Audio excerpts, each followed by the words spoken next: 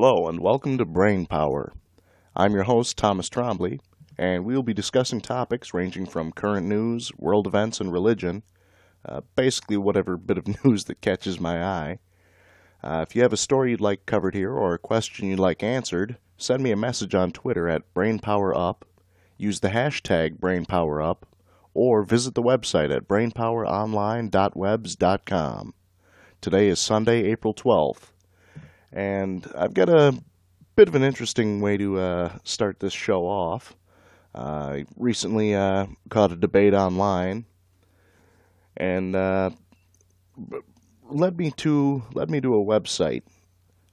Is CARM dot was it .com or .org?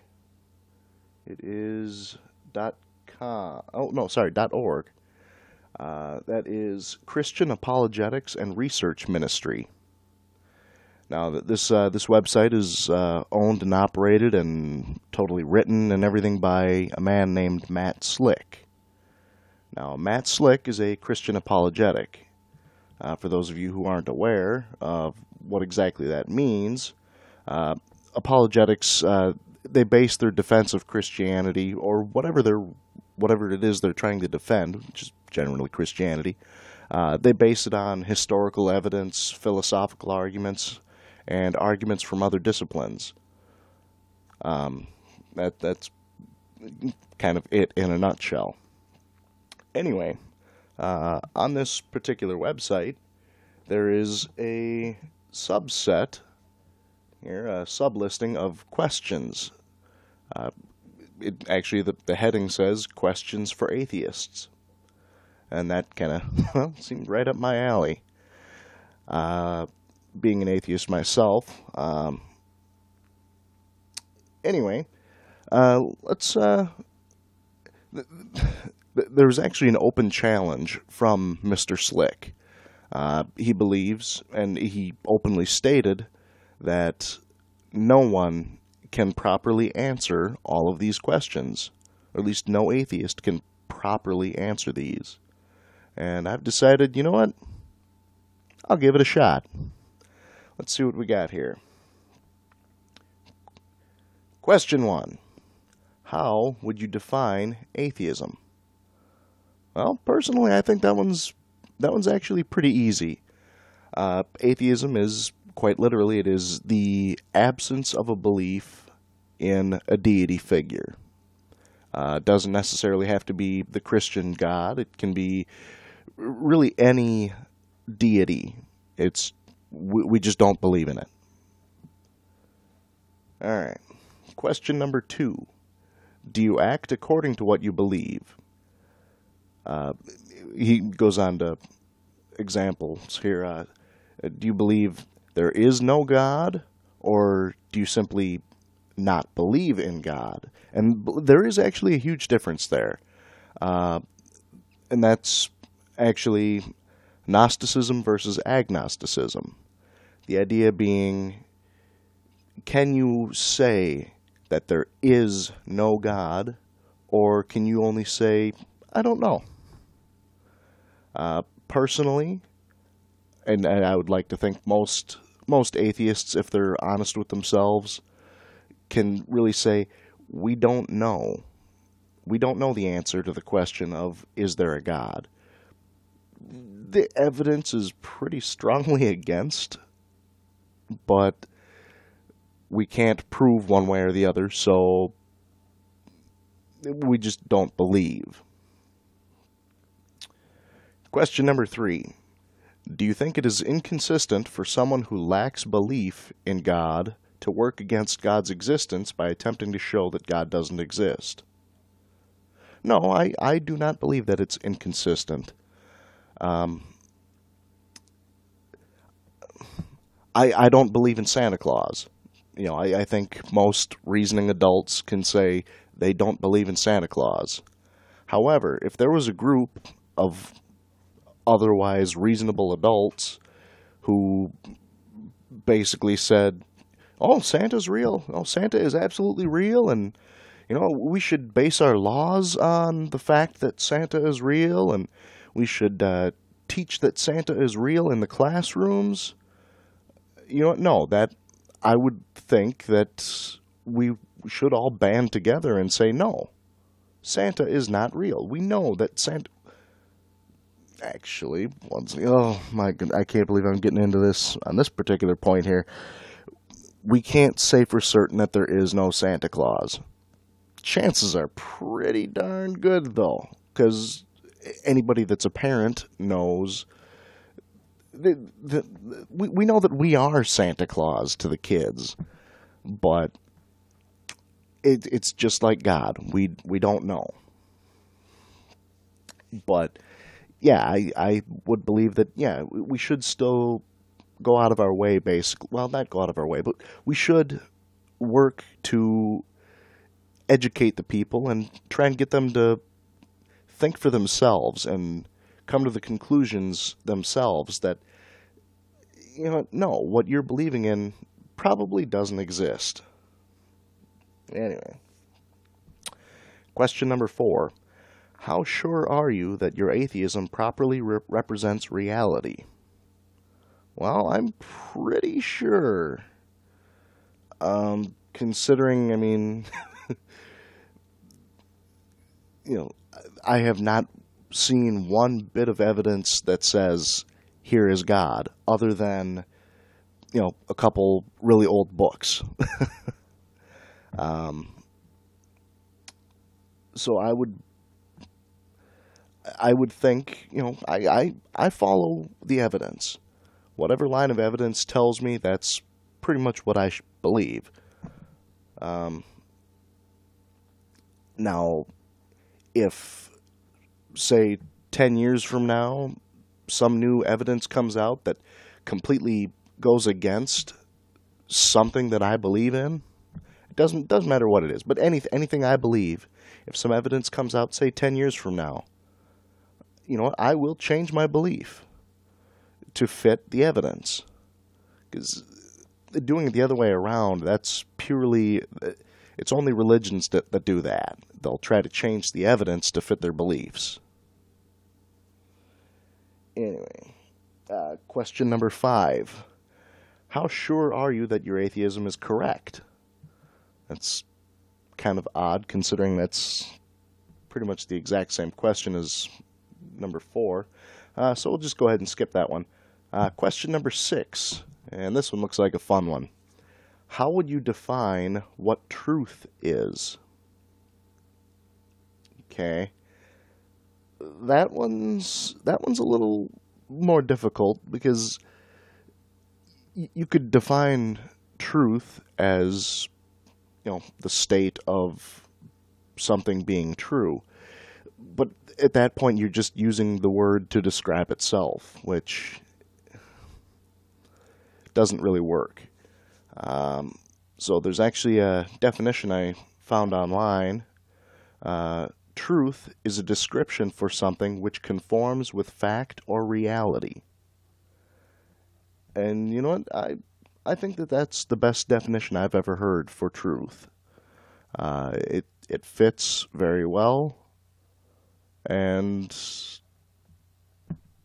it works. Question 7. What do we have here? Why do you believe your atheism is a justifiable position to hold? I think I've already touched on that in question 4 and question 5, which I skipped over. I believe it's a justifiable position simply because that's what the evidence is leading us towards. There is really no true scientific evidence in support of the other position. So that's the best position I can come up with. Question 8. Are you a materialist or a physicalist or what? Okay. Now that one's getting in kind of deep here. So, and I actually pulled these definitions straight from this website, carm.org, which is the same website that's asking all these questions. The definition they have listed here is: A materialist atheist is someone who assumes that the physical universe and its properties are all that exist, and that nothing exists outside of the material world, and this necessarily means that a transcendent God cannot exist. A transcendent God meaning a God that exists in a realm beyond space and time, whatever that means. Anyway, it goes on to say, there is no real difference between materialism and physicalism, since both posit that the universe is all that there is, and that everything in it, gravity, light, thoughts, beauty, etc., are dependent upon the physical realm.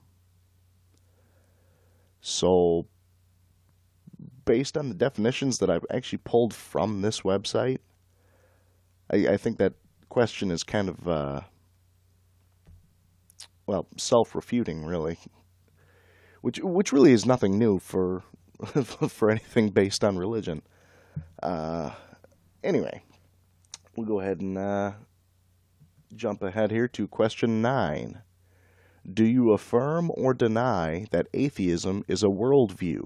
Why or why not? Okay. For the purpose of this discussion, it says, a worldview is a set of beliefs and assumptions that a person uses when interpreting the world around him. A worldview deals with issues like, what are we? Were we created or did we evolve? What is our purpose in life? Does God exist? From where do we derive our morals? Are there moral absolutes? Why is there suffering in the world? Yes, we do think of those things, in my personal perspective, yes, atheism is a worldview. Because, once again, yes, we do think of these things through the eyes of atheism. We do think of these things. But even though we can't find an answer for some of them, it doesn't mean we need to attribute them to a fictional character. I don't assume that Sherlock Holmes is where I get my morals from. I don't believe that he's the person that, set the basis for all morality. No. He's a fictional character. Anyway, question 10. Not all atheists are antagonistic to Christianity, but for those of you who are, why the antagonism? Okay, this one, I love this one. Christopher Hitchens said it best in his book, God is Not Great. The Bible may, indeed does, contain a warrant for trafficking in humans, for ethnic cleansing, for slavery, for bride price, and for indiscriminate massacre. But we are not bound by any of it because it was put together by crude, uncultured human mammals. And let's not forget that one of the main goals of Christianity and many other world religions is to convert non-believers or to kill them.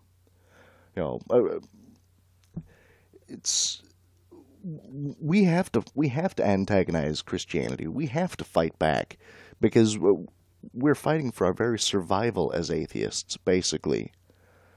But at the same time, I don't know if I would really call it fighting. We're basically doing the same thing that the religious are doing to us. The only difference is we don't go knocking on their front door saying, "Have you heard the word that there is no Jesus?" Anyway, question 11. If you were at one time a believer in the Christian God, what caused you to deny his existence? Now, this one's actually a personal favorite question of mine. I've heard a lot of Christians, Catholics, whatever, ask this question of atheists because they all assume that something bad must have happened in my past where I lost a loved one, or Dad used to beat me, or a priest touched me, or something. They just assume that something bad happened that made me angry with God. And obviously I can't speak for all atheists, but the good majority of us, no, that's not how we came to disbelief if we were originally believers. Actually, quite a fair number of people came to disbelief through the process of trying to understand God better. I've actually got a friend who went through seminary. He was planning on becoming a priest, and in his studies of the Bible, he saw too many contradictions and just finally one day said to himself, this can't be right. This cannot be true. And even if it was, this is not the kind of person I want to worship. So he is no longer, he's not a priest, we'll put it that way. Let us move on. Question 12. Do you believe the world would be better with do you believe the world would be better off without religion? That one's a tough one. That one's real tough. In some ways, yes. If you look all around the world, that would prevent a lot of wars, that would prevent a lot of suffering, that would prevent a lot of bad things. ISIS would just be a bunch of guys sitting around playing cards.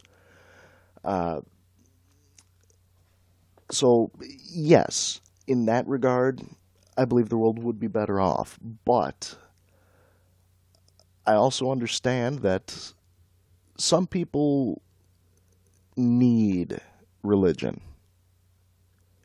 So, no, I don't believe that it should be done away with. Question 13. Do you believe the world would be better off without Christianity?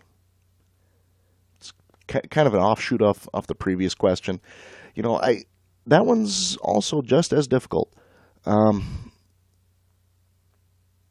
Realistically, there are issues with Christianity, same as there are issues with any religion, or really any belief system for that matter, not just religions. And I will actually have to say the exact same thing I said to the previous question, with the obvious example of not ISIS, but we'll go with the Spanish Inquisition never would have happened. The Knights Templar never would have came to be. So there are a lot of bad things that Christianity has done that would not have happened, but I also understand the need for some people to belong to a religious group. I personally disagree with it, but I understand the need. Question 14. Do you believe that faith in a god or gods is a mental disorder? Now, this one actually kind of put a smile on my face the first time I read it. No, I do not believe that faith in anything is a mental disorder. I do believe that, yes, some mental disorders can lead to belief in various deities, but no, just simply the belief in a deity is not, by any definition of the word, a mental disorder. All right, moving on now. Question 15. Must God be known through the scientific method? You know what? Yeah, I believe so. The scientific method is what we use to know everything that we know.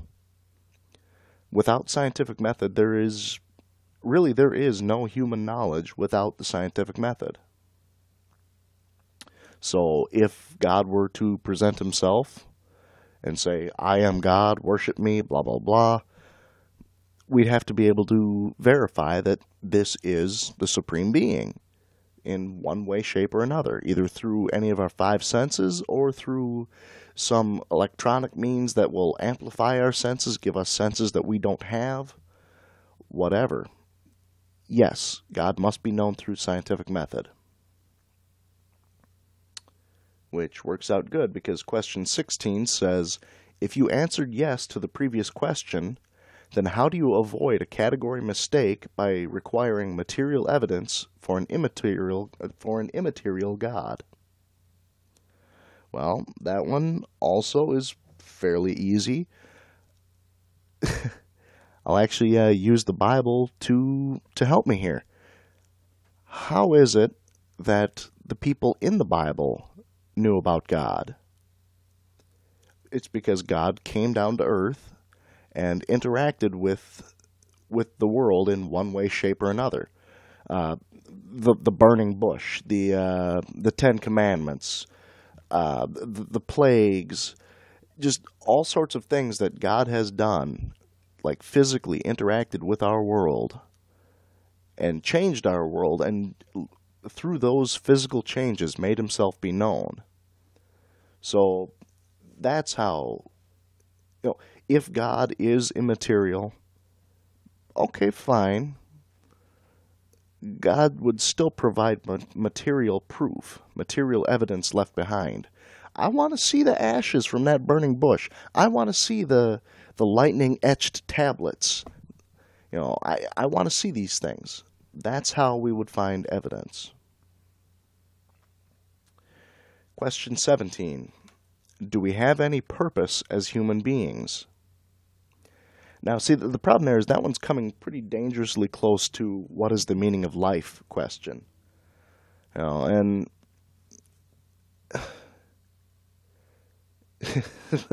the answer is 42. But no, seriously. I mean, we do have a purpose here, but my purpose is different from yours, which is different from his, which is different from hers. His purpose is to be a doctor, hers is to be a lawyer, etc. The idea is, we all have things that we're good at, things that we want to do in life, things that we should do in life. And I believe that is our purpose. Beyond that, no, I don't believe that humans as a whole have a purpose. I don't believe that, we need to do good here so that way we'll be rewarded in some afterlife paradise. No. This is the only shot we got. I mean, it's do good here, because if you don't, well, life sucks. All right. What is the next question? Here we go. If we do have purpose, can you as an atheist please explain how that purpose is determined? I think I just did that, actually. It's not handed down by some super moral authority. I believe that our purpose is defined by ourselves. We may not find out what our purpose is until later in life. We may not even find out what our purpose is ever. But life's a journey, not a destination. Basically, that's the best way I can come up with it. Don't worry so much about what to do. Worry more about how you're going to get there. Just take care of the time. Don't worry so much about the end. All right, question number 19. Where does morality come from? Okay. I believe that morality comes from within, mainly. Part of it is social, but the majority of morality, we know. It's ingrained within us. Eventually we figure out it's not a good thing to kill other people. That's wrong. That's immoral. Pardon. Some other things that are taught to us by society. Our parents teach us things. Laws that are in place, those tell us things. But really, there is no reason why. There's no reason why we need a stone written in stone telling us what morals are. Question 20. Are there moral absolutes? No. Plain and simple, no. Question 21. If there are moral absolutes, could you list a few of them? No, like I said, there are no moral absolutes. Once again, for example, let's take the example of murder. If I go out and I take a gun and I shoot the first person I see, yeah, that's murder. That's wrong. That is immoral, illegal. It's just all sorts of bad. You know, but say for example, the Navy SEAL who ended up shooting Osama bin Laden. Is that immoral? I don't believe so. If you look at it, yes, it is murder. It is premeditated murder. They knew they were going in there, and they knew they were going to end up shooting this guy. But at the same time, that's one life compared to the tens of thousands of lives that would have come later at the hands of this one man. So, no, I do not believe that that is immoral. So, therefore, no, it is not a moral absolute. Question 22. Do you believe there is such a thing as evil? Yes, there is. It's called Taco Bell. No, seriously, when it comes to evil, no, I don't believe that there's any real, true, definable, super evil. Otherwise, I mean, realistically, evil would just be the lack of good. I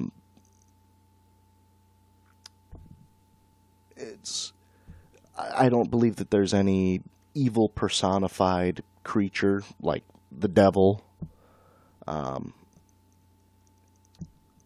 No, once again, I do not believe in such thing as actual evil, other than really, really, really, really bad as the definition. Question 23. If you believe that the God of the Old Testament is morally bad, by what standard do you judge that he is bad? You know, I'm actually going to go back to a quote I pulled earlier. Once again, this is from Christopher Hitchens' book, God is Not Great, which, by the way, it is actually a good book, a great book. I just picked up a copy a couple weeks ago, and it's actually a really good read, surprisingly. I always figured he'd be dry and difficult to read, but no, it's actually very amusing. Anyway, the quote once again, the Bible may, indeed does, contain a warrant for trafficking in humans, for ethnic cleansing, for slavery, for bride price, and for indiscriminate massacre. You know, it just listing off all these terrible, there are tens of thousands of terrible things in the Bible. So yes, I believe that the God of the Old Testament is morally bad, and the standard I use to judge that is the same standard I would use to judge anybody that goes to prison for any number of heinous crimes. It's that simple. If you do something that is immoral, well, it doesn't matter who you are. If it's immoral, it's immoral. If you do enough immoral things, people will not look at you as a good person or a good deity. They'll just look at you as a bad person or a bad deity. Question number 24.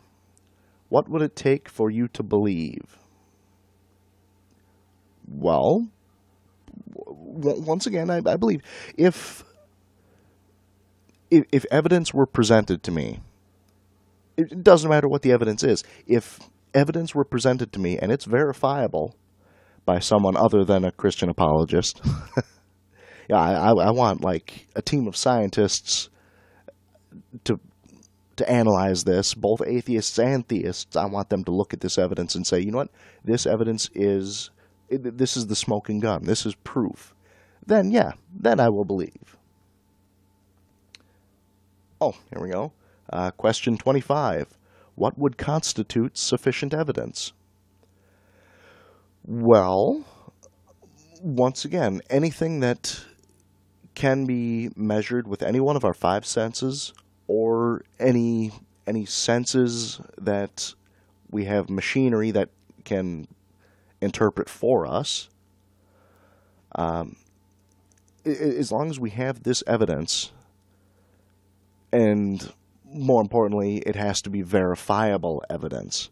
I mean, you can't look at the face of the Virgin Mary on a piece of buttered toast and say, oh, look, there's evidence that God exists. No, that's just evidence that you have a weird toaster. That's really all that is. So, sufficient evidence for me would be something that various people can look at and agree on that this is the thing. This is proof. That's it. Okay. Question number 26 sounds like I've already answered.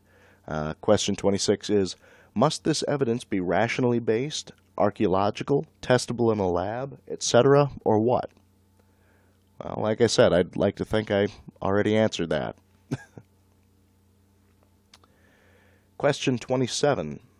Do you think that a society that is run by Christians or atheists would be safer? And why? Okay. Now, this one is a little more out there. It's basically, would the world be a better place if it was run by atheists, aka no more Christians in power? Yes, I honestly do believe that if religion was removed from government, that yes, the world would be a better place. Simply because we don't force our beliefs on anybody. Once again, we don't go door to door saying, have you heard the word that there is no Christ? That's incorrect. That's a terrible thing, and that's not something that we would ever do. At least the group as a whole. I mean, there will obviously be some people out there who feel strongly enough about their beliefs that they will go door to door. Have you heard the word that there is no Jesus? I personally do not agree with these people. It's if someone wants to come to me and debate religion, by all means, I will gladly toe the line with you. I will gladly spend the time and talk things out with you. But I'm not going to go up to you and say, hey, you know what? Let's talk about the fact that you believe in something that's wrong. And that's just my personal opinion, my personal belief system. I don't think anyone should be doing this. But I guess I digress here.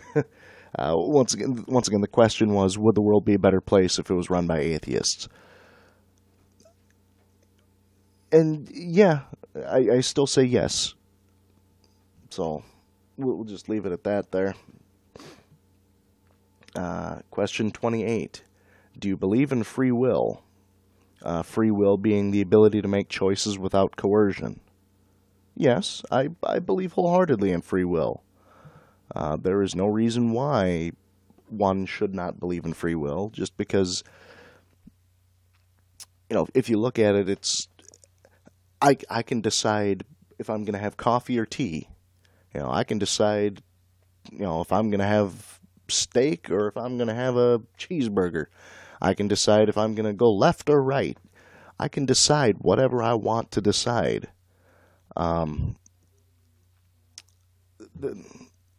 That in itself is proof that we have free will. Now, I know that, Christians, Catholics, really anybody that there are a few people who will say that humans don't actually have free will because, God has a plan. And because God has a plan, God knows exactly what we're going to do. He just lets us think we have free will. And unfortunately, there is no way to really defend against that. Because that right there brings you into solipsism. It's, you don't know. When it comes to solipsism, the big argument there is, I could just be a brain in a vat. I don't know. Because all I know is what is interpreted by my brain. Uh, you guys may remember the Matrix movies. Same exact idea there. How do I know I'm not in the Matrix? I don't. And realistically, assuming the system runs perfectly, there's no way for me to know if I'm in the Matrix or not. I mean, short of Morpheus coming up to me with a red and a blue pill in his hands, there's no way to know. Anyway, question number 29. If you believe in free will, do you see any problem with defending the idea that the physical brain, which is limited and subject to the neurochemical laws of the brain, can still produce free will choices? No, I don't see any issue with that. It doesn't matter how these choices are made. All that matters is the ability to make these choices. This question is basically saying that because the brain is just a big sponge full of chemicals and electrical signals, that if I could take a 9-volt battery and hook it up to my head, boom, that might send a different electrical signal. Might end up producing different chemicals and make me think something totally different. And yes, that is true. Messing around with the electronics in your brain can produce different results. But that doesn't mean that the 5-pound shoulder-mounted computer doesn't work the way it's supposed to. It doesn't mean that we're not actually thinking. So once again, no, I do not see any issues with that. And yes, we do have free will. Question 30.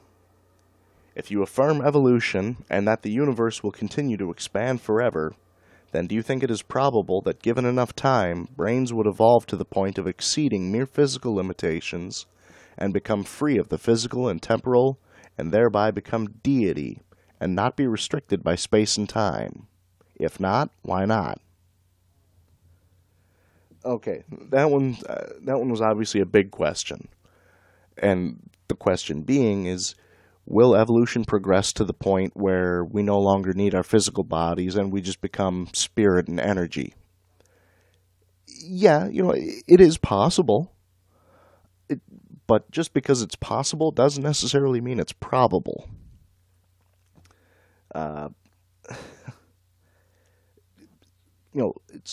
Say, for example, if somehow something happened to the planet, something happened where it would be more advantageous to us as humans to go back up into trees and live in trees again. Chances are, eventually, obviously over the course of tens of thousands of millions of years, really, we would probably regrow tails. We would probably lose our opposable thumbs. We would become more adapted to living in trees again. Evolution is not really a linear process. It doesn't necessarily start from a single-celled organism and getting progressively more complex. That's not the way it works. Obviously we'll progress to a point because that's what makes us better. It makes us better humans. If growing fur would help us survive, then growing fur would make us better humans. So sometimes evolution can take a step back. A great example of this, not really of it taking a step back, but of it not necessarily progressing, the great white shark. The great white shark it's a Triassic era creature. The great white shark has been around for so long and hasn't changed its form. Why? Because it's already at the top of its food chain. It is the perfect predator. A great white shark cannot really get much better. Especially, it can't get any better if you keep giving it sequels like Jaws 5 or whatever number it's up to these days. I don't know. Anyway, final question here. If you answered the previous question in the affirmative, then aren't you saying that it's probable that some sort of God exists? Well, considering I answered the previous question in the negative, I'll still answer this final question anyway. Assuming that I had said yes to the previous question, I can still say no, it is not probable that some sort of God exists. Because, yes, once again, this type of evolution could have happened. It could have happened to some alien race out there. And they could be spirit, energy. They could be just these perfect beings. But it's not necessarily probable. Anything is possible. Absolutely anything is possible, considering just the sheer size of the universe. I mean, and this is just the observable universe. We don't even know exactly how big the universe is. We don't know. We can kind of take a couple of guesses, but so yeah, there could be some alien civilization out there somewhere that has evolved to that point, but it's not a probability, it's a possibility. Anyway, I'll actually finish it off here. Now that I'm done with this question sheet here, I will see you folks in 2 weeks. What do we got here? That will be Sunday, the 26th. Well, actually, I found a couple more question sheets on this website, and I'll go ahead and answer those on the next podcast. Meanwhile, have yourselves a good night, and thank you for listening.